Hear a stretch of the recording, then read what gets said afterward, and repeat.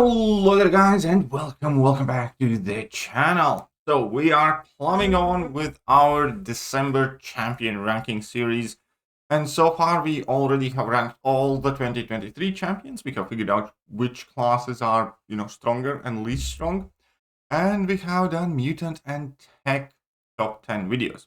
So it's time we move on to the skill class. The mandatory disclaimer here that everything in this video obviously is my personal opinions mixed together with current game relevance and trends and things that I notice in the game, and therefore, your lists will look different because you care about different things. You prefer different champions, you prefer different playstyles or mastery setups or different game modes, so on and so forth. Ultimately, I have heard some comments, people, oh, this is just a Battlegrounds list. No, it's not entirely just a Battlegrounds list, but ultimately Battlegrounds is one of the most dominant competitive game modes right now. Even though it has seen better days, there is no question about it that all of the competitive and serious players primarily focus on Battlegrounds and Alliance War when choosing their rank ups. Whatever works for Battlegrounds and Alliance War typically also does incredibly well for story content and rest of the game. Obviously, there are exceptions like Necropolis when Everest content props up, but aside from that, most people's rank up decisions and champion, preferences are largely determined by these two game modes. And whether you like to admit it or not, that is so for, again, most people toward the top. And those are the same people who actually have typically the best understanding of the champion value, in my personal opinion. Obviously, if you're not focused on any Alliance game modes at all and you only care about the solo content, like Act 7, there might be some other champions that do well.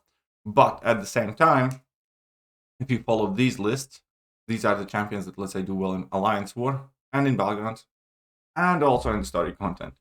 Therefore, in my personal opinion, it only makes sense that these champions are largely recognized as at the top of the game at the moment because they are the most desired for majority of the player base.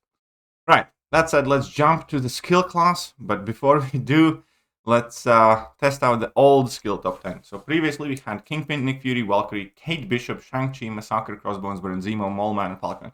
And there are quite a few significant changes this time around. And honestly, I kind of wanted to pretty much, when I shortlisted the champions that could potentially make in this list, I ended up with like 20 plus champions. Because skill class is strong. It's definitely gotten stronger. And skill class definitely also has quite a large segment of champions that are great at a time, specifically for something. Whether it be that some specific meta or some specific task, but ultimately they may fall a bit short for general use and practicality. Additionally, it really pained me at this point to make a list not including Korg and not including Killmonger, because both of those champions are the staples of the game. These lists are primarily offensively focused, but I also try to acknowledge when the champions have this duality, and if I can use it as a tiebreaker where a champion has a bigger impact on the game because they are also decent on defense or very good on defense and a good attacker, those champions make that list. If a champion is practically always used just as a defender with some, minor exceptions, I typically sway away from those champions. But nonetheless, I want to state absolutely clearly and openly that in skill class, we have Baron Zemo, and we have... Sorry, not Baron Zemo. We have Korg, and we have Killmonger. Both of those are phenomenal value to invest your rank up resources too, because they do tremendously well on defense in all of the game modes, be that Alliance War, be that Battlegrounds, and most specifically, they are some of the best catalyst investments because a good defender will basically function in almost every meta. The same cannot be said about, specific attackers. Even the upcoming meta, we're going to have Polka Dot Power, and a ton of amazing champions will just suck in that meta because they will be unable to gain power. At the same time, you will still main Korg, just like you did in this meta, just like you did in previous meta. So we are at an interesting place in a game where investing in defense often can present you with a better value of your catalyst investment. And that's, in my opinion, quite important. And I wanted to start this, with shouting out Killmonger and Korg as some of the best investments for skill catalysts. Right. And then some other honorable mentions. Definitely need to mention champions like Atuma, again, very similar to Korg and Killmonger, solid defender. And then I want to point out the newly added champion, Shield. She hasn't had time to leave her mark on the contest. It is still unclear whether she will or will not. There are plenty of things in her kit, that can make her potentially decent dual-purpose champion. At the same time, she does have some issues playstyle-wise, let's call it like that, with the speed or with the playstyle itself. So we'll see how community reacts to her. But at the moment, it's impossible to say that she has made like a big impact landing. Like if you compare Onslaught's arrival and how everybody got the early access bundles and how everybody is planning to grind for him and already ranking and maxing out the 6-star versions of that champion, you cannot absolutely say the same thing about Shield. So she's being left out. Another champion that I do want to point out is Crossbones. Crossbones made the list previously. I do think that he has kind of slid back a bit. I still think he's a phenomenal champion that is a bit tricky to use, that does take practice. But with him, I think he kind of has the same issue that potentially Valkyrie has had recently, where we have a lot of metas punishing buffs, and he's in a relatively unusual situation where majority of the skill champions are not really buff reliant, but he is. And that, has not worked too great for him, in my opinion. But I think it's only going to be meta dependent, and I think perhaps half a year from now, he can easily make his way back in this list, depending on what's not required in the game at the moment. Also, definitely an honorable shout out to Elsa. I know Elsa always has had a cult following, and now that she's at 7-star level, and those people get to take her to 7-star rank 3, she's putting in work, and she's matching very well against some of the more annoying new champions in the game as well. And yeah, it is, needless to say that she can definitely catch you off guard. And if you do enjoy her playstyle, I'm sure you can get quite great things out of your Elsa. Another champion that has kind of slid down is Hitmonkey. Hitmonkey is a definition of a Battlegrounds nuke attacker. But I do kind of feel like he has suffered a bit from the scoring change, where remaining health pool is more important than, necessarily squeezing in every second of the fight. He has gotten some of the newer champions where he doesn't match up that great. On top of it, he was one of the champions that shined whenever you could run recall masteries, because he could purify them very quickly. And obviously that has become significantly, less viable with the scoring change in Battlegrounds. And that was the exact reason what gave him more attention and love. The fact that he was so much more popular in Battlegrounds, because let's face it, he didn't, flourish in Alliance mode or any of the other meaningful game modes. He's still a very potent champion. There will still be metas where he's an absolute beast, but he is not the champion that's kind of fulfilling that skill nuke niche at the moment, I would say. And another champion that definitely has fallen down also, despite even coming out as a 7-star, is Falcon. Falcon used to be significantly more popular than he is right now. There are some metas where he will do great, but ultimately it kind of seems that he has been just out-muscled out of the current top skill options, even though definitely is a great champion. We have a Jabari Panther that has recently joined the 7-star club and is fairly rare, but I do think she is gaining more popularity, and it will be interesting to see what happens in the future. I do kind of expect to see more of Jabari Panther as she enters the 7-star base pool. And we have Mole Man, again, one of the more frustrating stories in the history of MCOC. Because Mole Man, he was at top of the skill class. He was one of the top 3 skill champions before Kabam bug fixed, after letting that bug live in the game for like a year and a half or a year or something. And now, just isn't. He's great. I like him. I have a rank 5 6-star, but just isn't as useful as he once was. There's no question about it. And I do feel like that true accuracy thing is the extra thing that he's missing. I feel like if he had that, he would still be relevant. But he doesn't. So he definitely has slid a bit down. And besides that, we also have Moondragon. It's also one of the new champions released this year. And she, in my opinion, is kind of underrated slightly, but she also, there are reasons why not as many people immediately latch on to her. She's soon coming to the game as a 7-star, perhaps that will help her. There are a few things in her kit that I wish Kabam had kind of like made more practical or viable or more, complete. But she's definitely a solid champion that, deserves and demands respect. She just isn't up there.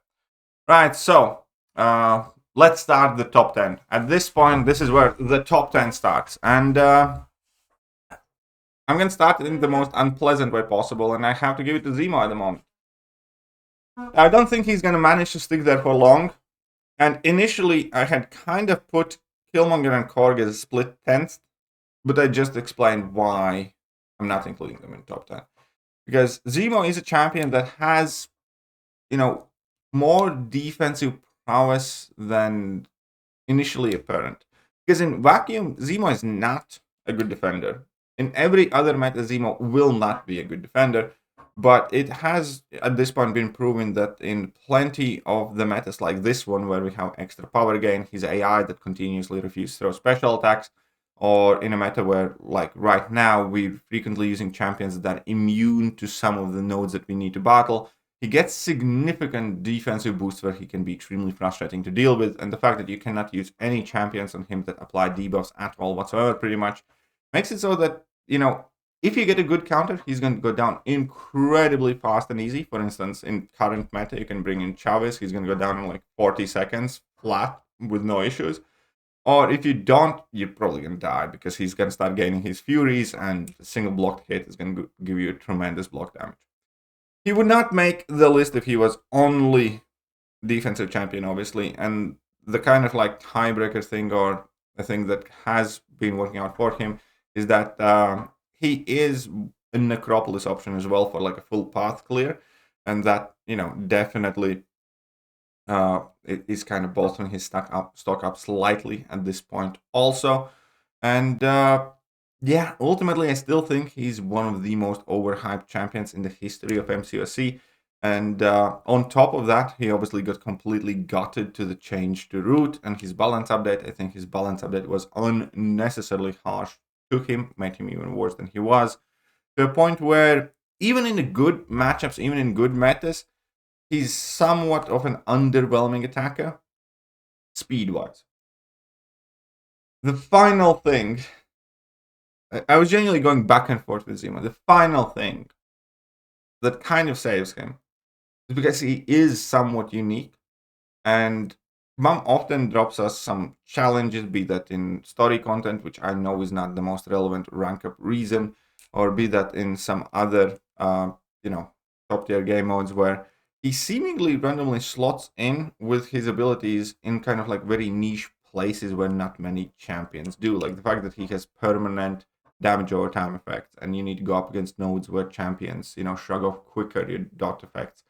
That can be tremendously useful. The fact that, in longer fights, he can completely shut down opponents' awaids and unstoppables, which again doesn't necessarily work with what's needed in the game right now offensively for most part. But he has kind of snuck in plenty of little places where he still functions fine.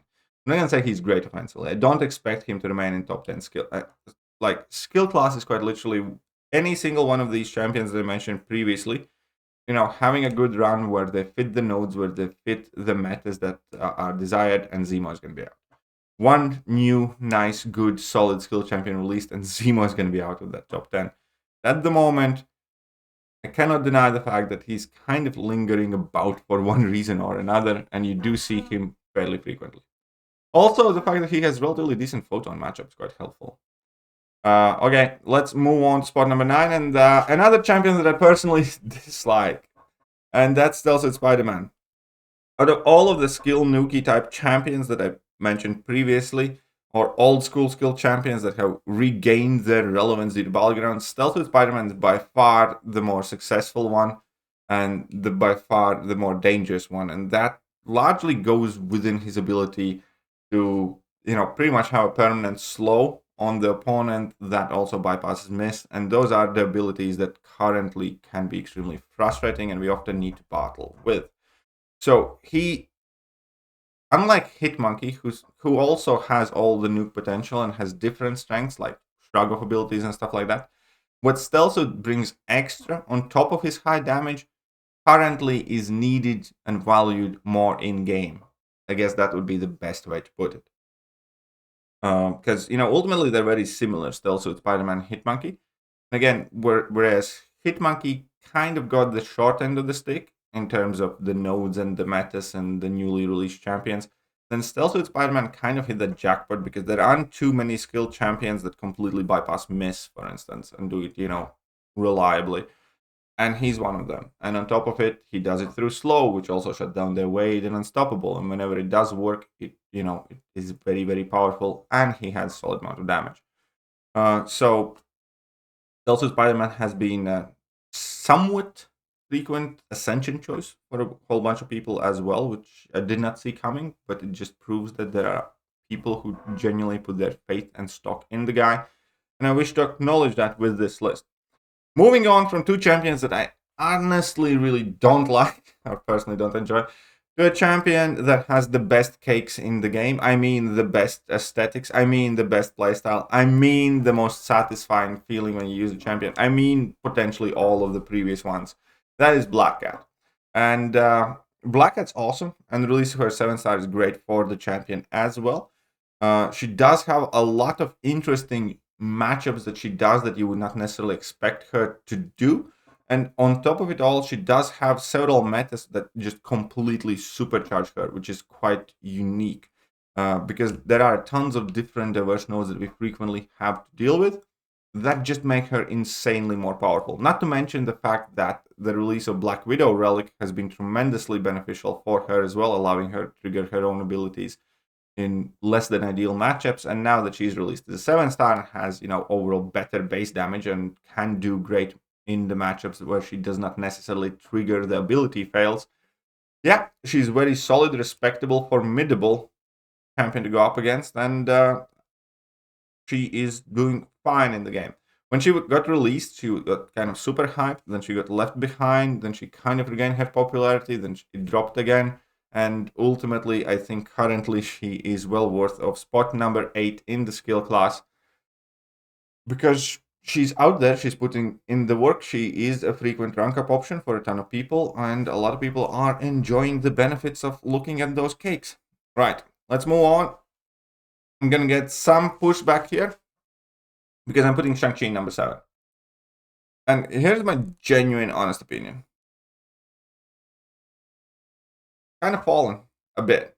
And again, full disclosure, ShangChi has always been a champion that I have liked and valued, but I have never properly clicked with him. As in, like, I have ranked him to the levels I kind of felt like I have to. I have used ShangChi in Alliance War and some questing, and I can't say that I'm like the best ShangChi player, but I'm definitely proficient enough with ShangChi, I would say. But ultimately, he kind of has similar thing that I would say, the Hitmonkey had or some others, where whatever he does not seem to be doing as great at the moment. He has a lot of cool things. He has powerful shrug off abilities. He has the slow. He has the stun. He has the unblockable. But you just don't see him that much going about. Even now, when he got released as a 7-star, I know people who do have him as a 7-star and have taken him to rank 2. And he often just doesn't quite make the deck as well. Because you need counters to different things. Overall, definitely great champion. And when I reveal spot number 6, that's definitely going to cause some controversy, because I do think that ShangChi is better for Alliance War. I do think ShangChi is going to be better for questing and a few other things in the game. But the champion that I am going to put one spot above him, that is effectively a tiebreaker situation here. And I kind of needed to figure out what I find more important. And they're definitely very competitive. And again, ShangChi is one of those champions I can fully see why people rate him higher. I'm not going to lie. Most people that fully are on the ShangChi love train typically tend to be from slightly lower tiers in Alliance Wars or Battlegrounds or in the game progression at all. It's kind of like similar with Black Widow Clairvoyant, where she used to be up there and she just isn't up there in the Mystic class at the moment. And it's kind of similar thing with ShangChi. For whatever reason, he's one of those champions that a lot of the intermediate players tend to really love and gravitate towards too. Don't see quite as much love at the top of the game type situations. Take it for what you will, and I'm not trying to be judgmental or condescending here. It's just something that I have noticed, but definitely a very, very, very strong champion. Right, that said, put Mantis above him. And Mantis objectively does less, and she objectively does have less utility as well. Here is the deal, though. Why Mantis is spot number 6 and ShangChi is spot number 7 is because, number one, Mantis does better in Battlegrounds. And that was the tiebreaker. Alongside with the fact that part of the reason why Mantis does better in Battlegrounds is the fact that she also has more defensive prowess. If you put ShangChi on defense, you're effectively just putting a naked health pool on defense. You're just putting Drax on defense. With Mantis and her neutralize messing up with plenty of champions in general, but especially completely shutting down a ton of science attackers, and science attackers are, incredibly powerful and have been right now. So Mantis has actually been a very, very good defensive powerhouse. On top of the fact that, you often end up taking some block damage against her because you do want to be pushing her to level 2s for the most part, because level 1 can, put you to sleep afterwards. That is super valuable currently in Battlegrounds. And then the last thing is the fact that neutralize currently more important than shrug off in many, fights. Or I'm not even going to say many fights, I'm going to say specifically for Photon and perhaps a couple of other science champions. And Mantis being like the best Photon counter in general at the moment is definitely also boosting the stock. Like Photon is almost a guaranteed round loss unless you pretty much have Mantis or one of other handful of champions. And through the success and dominance of Photon and science classes in general, that's definitely elevating Mantis as one of the most effective direct counters to said science class. I hope that justification makes sense. At the very least, it does to me. And at the moment, again, if I need to answer a question, I have Unawakened ShangChi and I have Unawakened Mantis. Which one should I take to rank 3? If you are a somewhat competitive player, I pretty much always recommend you Mantis unless you don't play Battlegrounds. And, that is why I chose slot her just above ShangChi. And now you can head to the comment section and tell me how horrible or stupid I am. Okay, I'll wait. Fine. Move on. And we are moving on. Spot number 5 is Massak. Genuinely could potentially go a spot higher. But Massak has been, flying high. He is one of my next 3 most likely ascensions. There are like 3, maybe 4. There are 4 champions I really, really want to ascend right now. I can ascend 2 of them. And Massak is one of those 4. 100%. The man just works. The man just works very, very, very fast. It does take some getting used to. He does take some, a bit of practice. But ultimately, when it comes to Battlegrounds offensive champions, he's in top 5, period. In between how many different matchups he takes, in between the fact that he can shift his damage delivery method from that being like dot-based to a massive amount of damage in block, which also has a ton of advantages because it does bypass plenty of abilities too. The fact that when you do that massive amount of damage, you can shut down opponent's defensive ability accuracy by 100% because he has 50% disorient, and ignited blocked hits also has 50% ability accuracy reduction. So basically opponents have no defensive abilities there. And ultimately his power level seems to be just about perfect to, nuke down champions of equal rank and size with a single level 2. And he, also has extra power gain hitting the block. And no, the man's aging well. I have absolutely no surprise when I see a ton of ascended Massakras. in Battlegrounds, and I also frequently ban them. I have taken Massak to rank 5 myself, 0 regrets for that. And as I said, he's probably going to get ascended very, very soon. I do have a sneaking suspicion that Massak could potentially be a perfect 7-star champion to release if we as a community get lucky, so I do hope to see that. But again, there's just no question about the fact that the man works in a ton of different metas for, his versatility and flexibility. Next meta, Polka Dot Power, either Safeguard or Power Shield, he's going to work great for both of those. He works great currently, even though we have massive energy resistance node, which, completely gives his Incinerates, but he still has the block damage that he can, easily use to seal down fights. So Massak is just doing very, very, very well in the game. There's not else to add right now. And again, he's one of those champions who definitely had like a career resurgence due to Battlegrounds, and that is bleeding in other areas of the game. Also, Kabam is slowly but surely releasing more nodes that, reward you for striking opponents' block. We have seen that in Act 8 and a few other places. Obviously, Massak is a perfect champion for that, and, arguably does even better than a Valkyrie with those nodes. And he is, just performing tremendously well, especially in Battlegrounds, one of the scariest offensive champions in the game.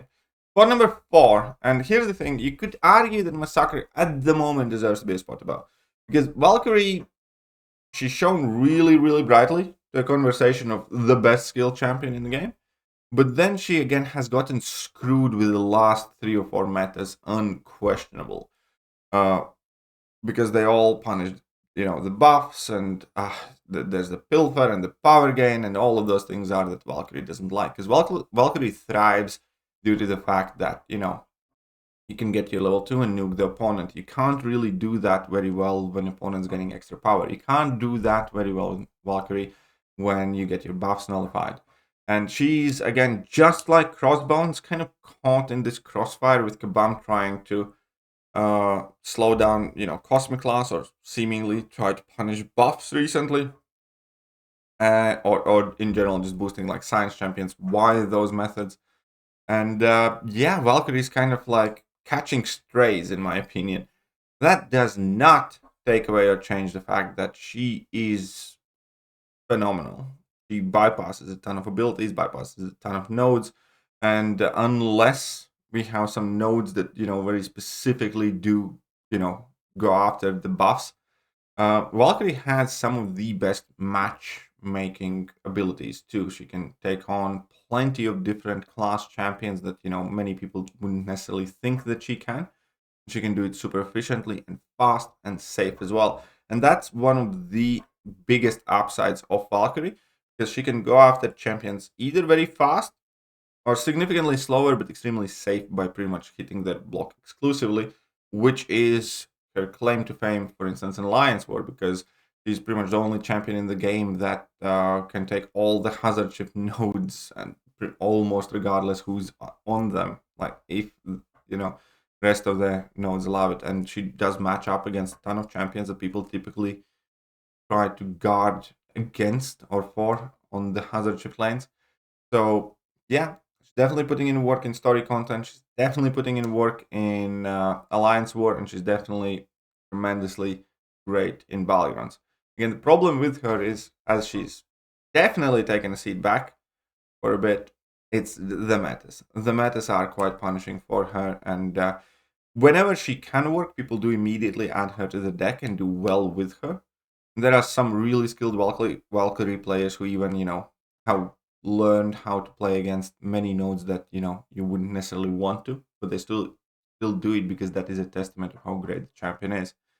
And I think half a year from now, again, this is one of those champions that could easily be in conversation for the top skill position. At the moment, she's definitely not there. She's definitely not performing as well as she was, let's say, 6 months ago. And that's just the luck of the draw, the luck of the method, the luck of the current game relevance and trends. All right, let's move on. Spot number 3 is Nick Fury. And Nick Fury, again, offensively, he's not that great at the moment, and he hasn't been for a bit. Because, again, in order to access his full damage, you need to get your life model decoy destroyed. but that doesn't really work well in battlegrounds, so he has lost a lot of his speed in said battlegrounds. New Necropolis, he just didn't necessarily do as well as some people would have thought, because he could potentially be a very good Everest content champion as he was in Abyss of Legends, but the same didn't repeat itself in Necropolis. His qualities weren't just quite as needed. He's still tremendously good offensively. It's just he's not as fast as, in many cases people would necessarily want, by not having access to that extra damage.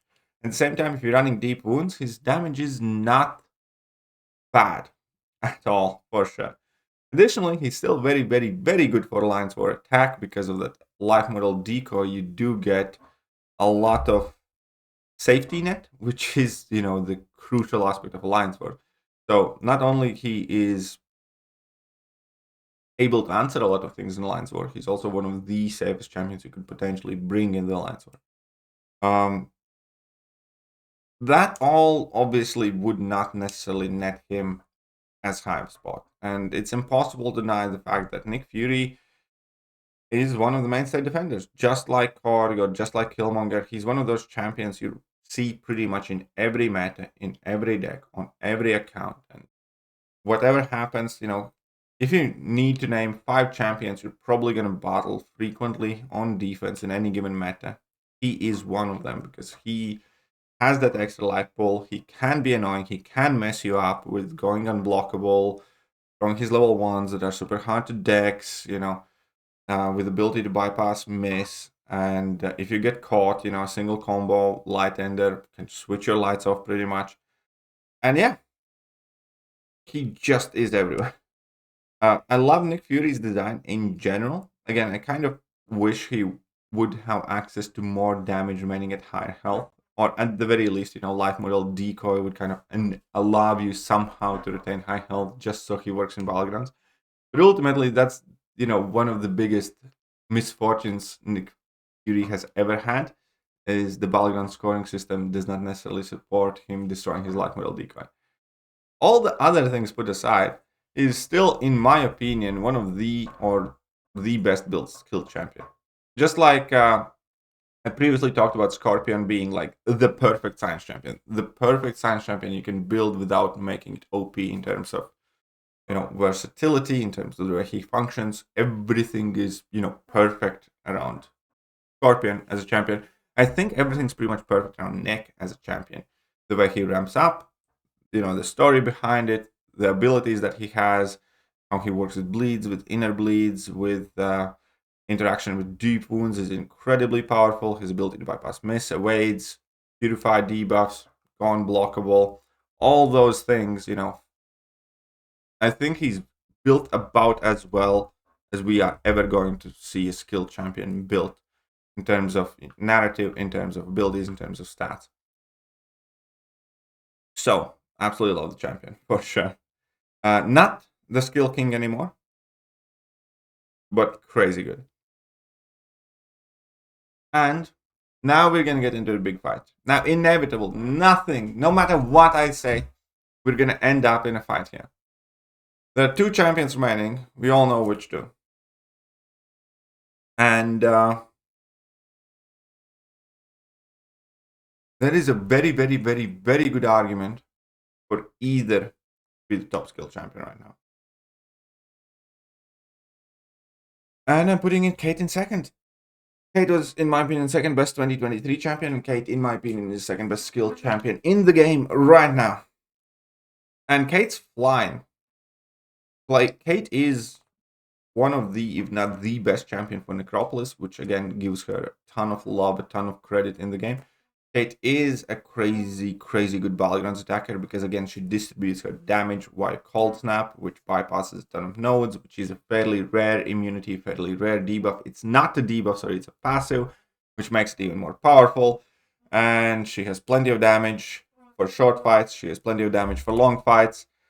She has plenty of utility, and it's one of the biggest tragedies that community didn't wake up to the power of Kate Bishop when we had the chance to get her as a 7-star. There is such a pain point in the community. I get it. She was new and all that stuff, but god damn it. That said, Kate Bishop puts in work, story content, and Everest content. One of the more versatile battlegrounds attackers. Solid Alliance War attackers. I'm gonna, be honest, out of all of the game modes where Kate Bishop is being used, I think she's kind of a bit less used in Alliance War. And yeah, there's not much to add. I think extremely well built champion.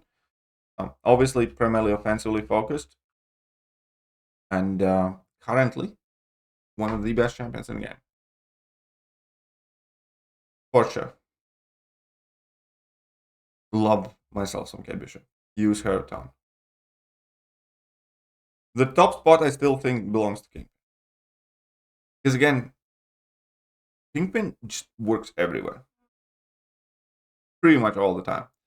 And even in the metas where he doesn't necessarily work, he still retains some value as potential defensive powerhouse.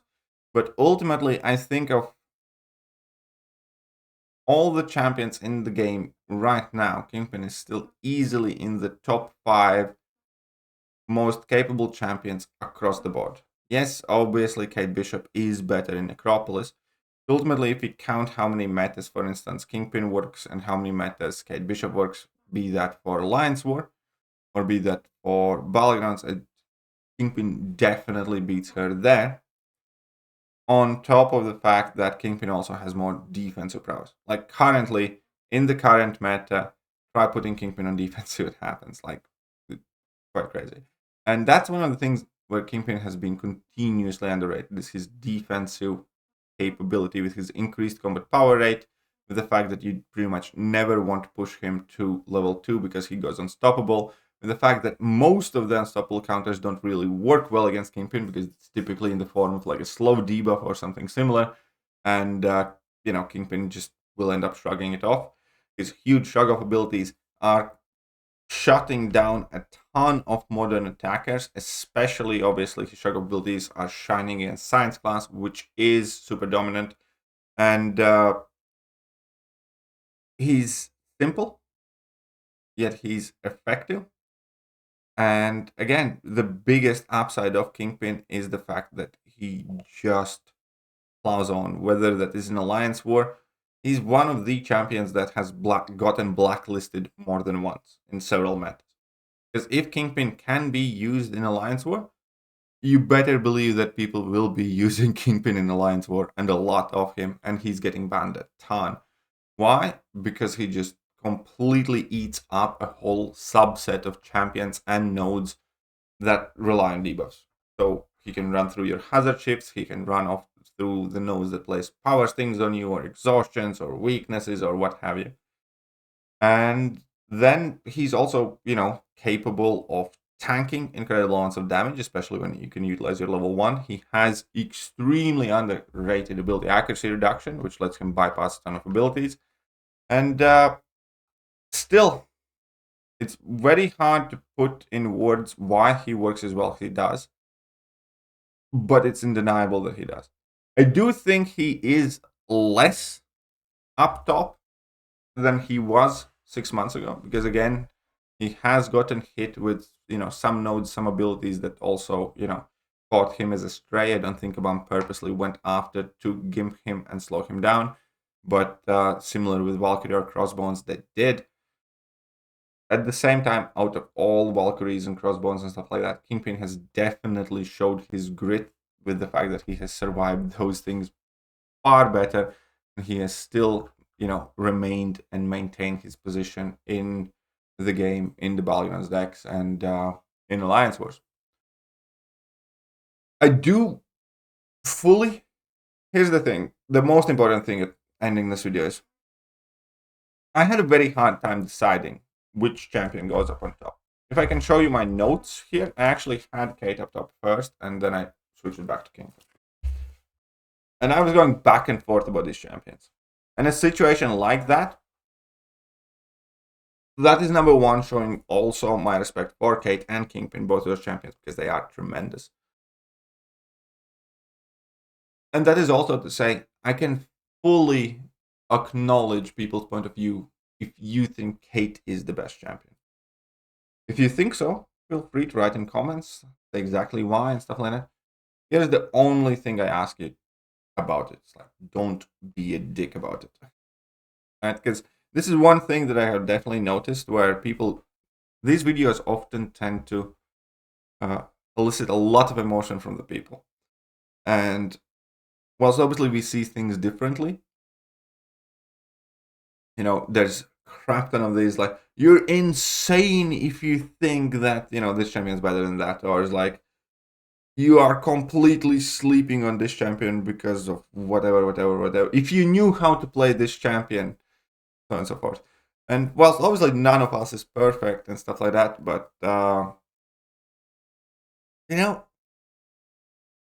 do want to have a proper debate. What do you guys think? Kingpin or Kate right now? As I said, I struggle myself with it right now.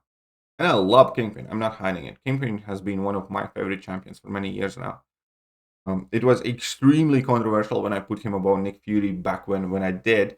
And I think now, looking back, not many people would actually kind of like argue the fact that at that time in the game, and, even now, Kingpin is the more powerful champion. But I do think he's somewhat slowed down. I do think that Kate is right there.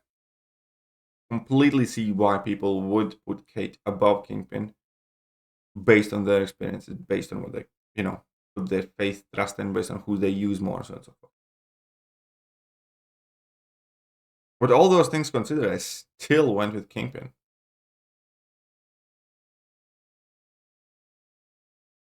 So, that is the new skill rank list. Let's put it in the writing for those of you who always skip to the end. I know that you exist. The new skill top 10. Kingpin, Kate Bishop, Nick Fury, Valkyrie, Massak, Mantis, ShangChi, Black Cat, Stealth Spider, Baron Zemo. And obviously all the honorable mentions right at the beginning. Let me know what you guys think. And then I'm going to be back tomorrow with the next one. Hope you guys enjoyed this video, and I'll see you soon. Bye-bye.